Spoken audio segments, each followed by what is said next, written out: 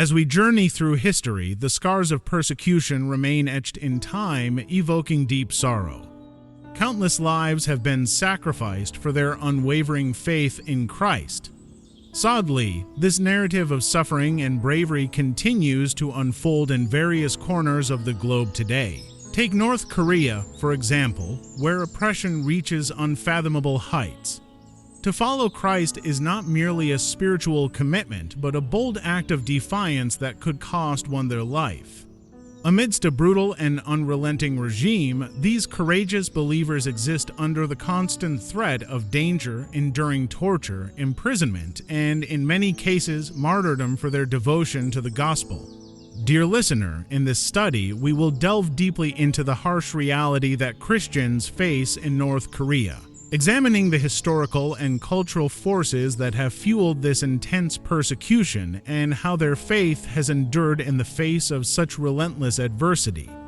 Despite the dangers, we will see how the gospel continues to spread and uncover the inspiring lessons of resilience, loyalty, and hope that these brave believers offer us. Before we begin, I encourage you to like this video and consider joining our ministry by subscribing to our channel so that YouTube can notify you whenever we upload new content. Let's begin. The Korean Peninsula has been entangled in a conflict spanning more than 70 years, defying the passage of time and the evolution of international diplomacy. What started as a temporary divide during the Cold War has morphed into a state of continuous tension. Punctuated by repeated escalations, for centuries, communist North Korea and capitalist South Korea were part of a single, united nation bound by shared ethnicity, history, culture, and language. Yet today, they are separated by one of the world's most impenetrable borders, the demilitarized zone DMZ along the 38th parallel.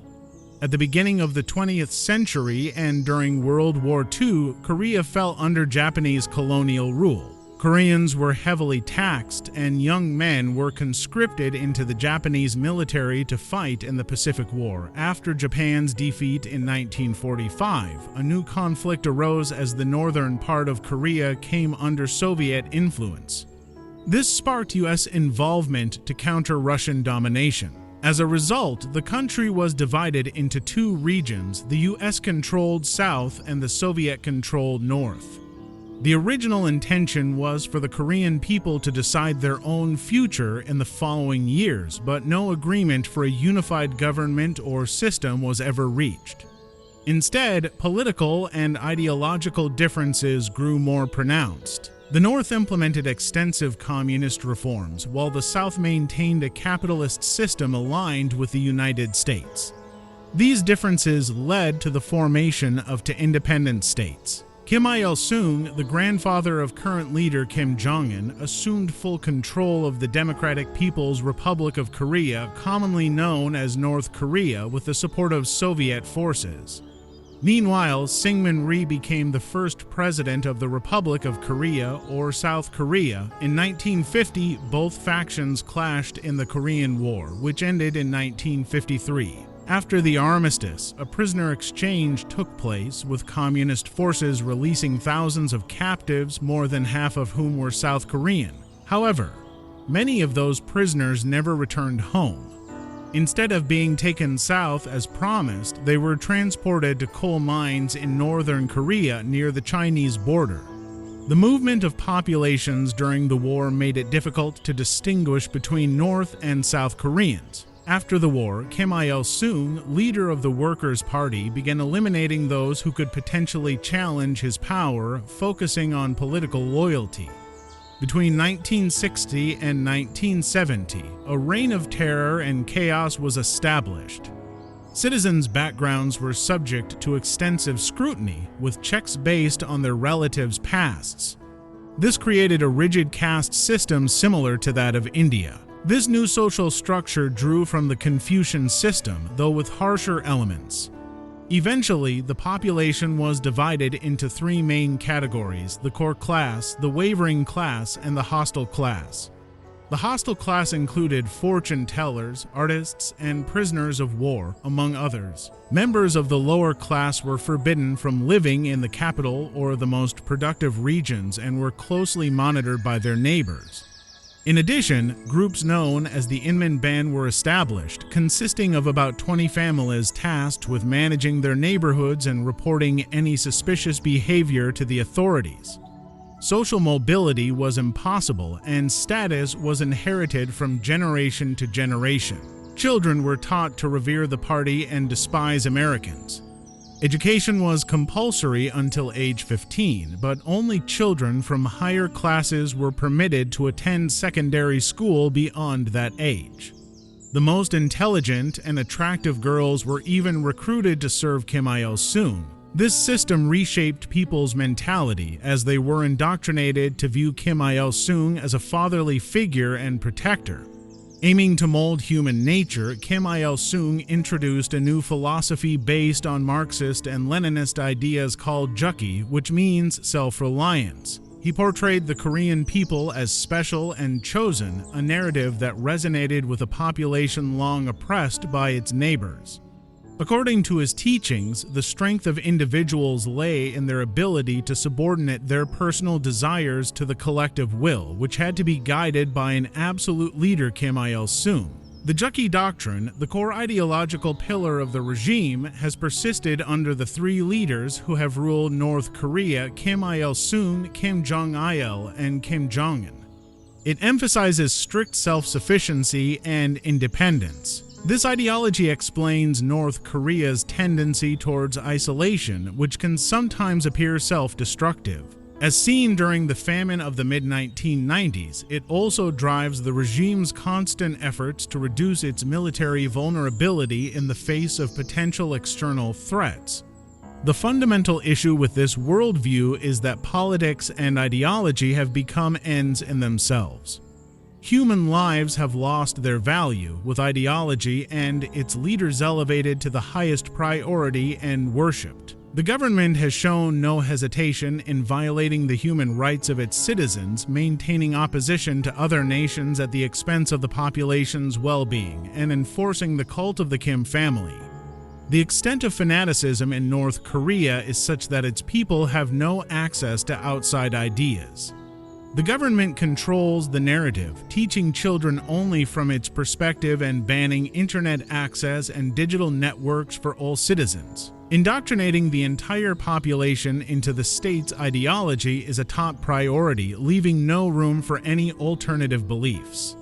Although Jukki initially drew from communism and Leninism, it is now criticized even by communists as a fanatical theory that prioritizes the government's welfare over the people's. North Korea's political, economic, social, technological, and diplomatic backwardness demonstrates that the regime clings to its worldview out of reverence for tradition and the Kim family, rather than for the benefit of its citizens. The renowned English publication The Economist recently quoted Thomas Belk, author of a book arguing that Jukki is more than a doctrine; it contains all the elements of a religion. According to the article, there are an estimated 19 million followers who fervently believe in the divine nature of all three generations of the Kim family.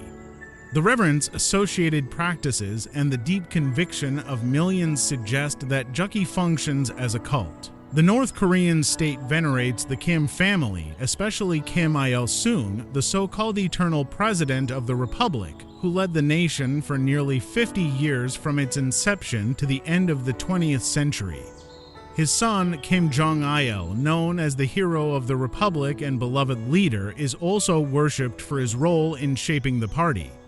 Today, Kim Jong-un, a direct descendant and the current supreme leader, ensures that the country continues to pay homage to him and his predecessors. To better understand the situation, we need to address some key questions. What religions were historically practiced in Korea? How was Christianity introduced to the peninsula, and what events have led to the current plight of Christians there? North Korea's religious history stretches back to ancient times with the presence of traditional religious practices. In the 4th century, Buddhism was introduced to Korea from China. By the year 1000, Confucianism, also of Chinese origin, began to gain prominence in the region.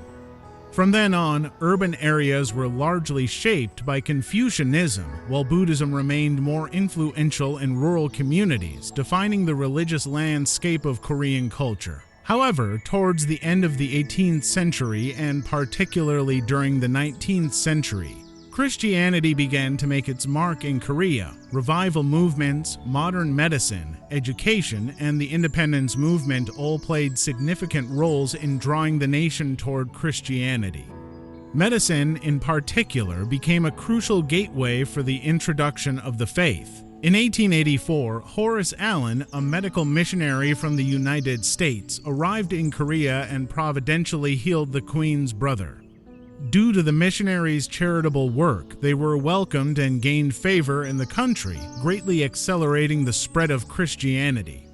Allen soon established a hospital and a school, and missionaries were granted permission to set up educational institutions throughout the nation. This led to the founding of 293 colleges and 40 universities by Christian organizations. Christianity found particular popularity in the northwestern region, especially in Pyongyang, which became the center of Christian activity in Korea. In 1907, Pyongyang, now the capital of North Korea, was declared the Jerusalem of the East due to the vibrant Christian presence and its influence. Traditional religions like shamanism, Buddhism, and Confucianism began to lose ground as Christianity advanced. In 1910, Japan invaded the Korean peninsula and attempted to impose Shintoism, their ancestral religion. During this period, Christianity became closely associated with Korean nationalism, further strengthening its foothold in the country. Notably, before 1945, Christianity had spread predominantly in the northern part of the Korean peninsula in what is now North Korea. After World War II in 1945, the Korean peninsula was divided into two regions controlled by the Soviet Union and the United States. Despite multiple efforts to reunify, by 1948 the Republic of South Korea was officially established by the Americans. In response, the Soviets recognized the creation of the Democratic People's Republic of Korea, led by Kim Il-sung, a prominent Korean guerrilla leader. During the Cold War, North Korea experienced significant economic and social growth, becoming one of Asia's most prosperous economies. With the backing of its allies, particularly the Soviet Union and China, North Korea stood in opposition to the South, which was supported by the United States and the UN. This rivalry culminated in the Korean War, which ended in an armistice, as neither side was able to claim victory. The conflict left millions dead and became one of the most destructive wars in history. However, following the end of the Cold War and the collapse of the Soviet Union, North Korea's international relations weakened significantly. Feeling increasingly threatened by the United States, North Korea accelerated its nuclear development in the late 20th and early 21st centuries. This development led to international sanctions, isolating the nation from global trade and hindering its progress on the world stage. Driven by Juche ideology, North Korea pursued self-reliance after the Cold War, directing much of its trade towards China and Russia. It adopted a military-first policy, prioritizing defense and military development over the well-being of its population. North Korea's aim has been to build a military capable of defending against any foreign threat, particularly from the United States, while maintaining a self-sustaining economy.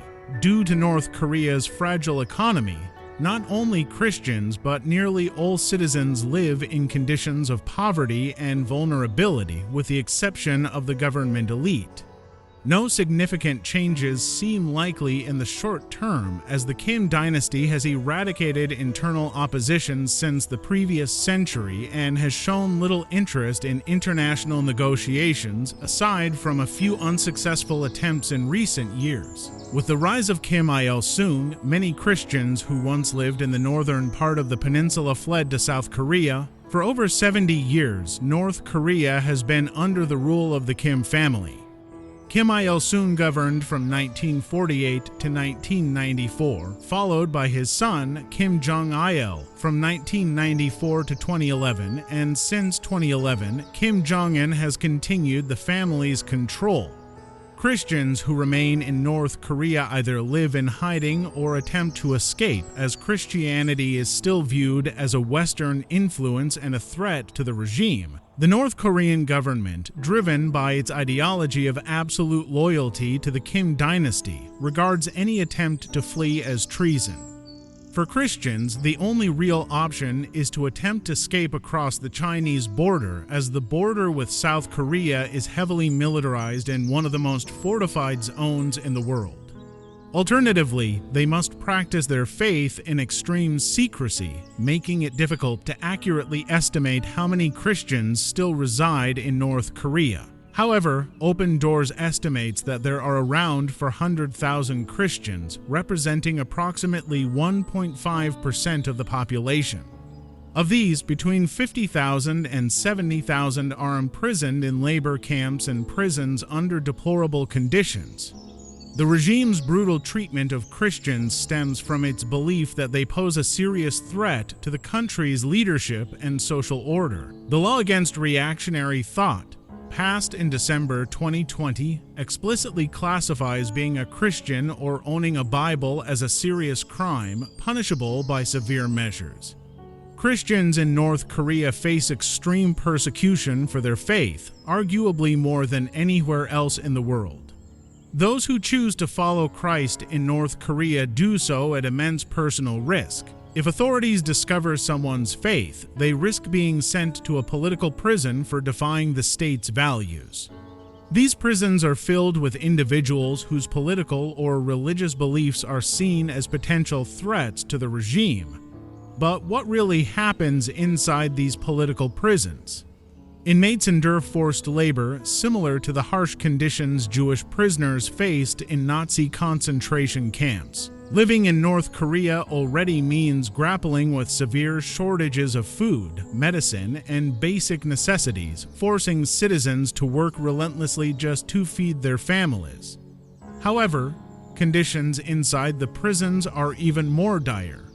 Prisoners are forced to work day and night, their rights are completely stripped away, and their health rapidly declines. Survivors who have managed to serve their sentences describe each day in these prisons as an unending nightmare. However, the most extreme suffering is reserved for Christians or those accused of conspiracy. They are sent to Gwangliseo, notorious concentration camps where prisoners are condemned to lifelong forced labor, enduring torture and inhumane treatment. In North Korea, no Christian faces the dangers of their faith alone. When one person is imprisoned, there is a grave risk that their entire family will also be arrested. Those sent to Gwangliseo often witness their families subjected to torture for life with no hope of release.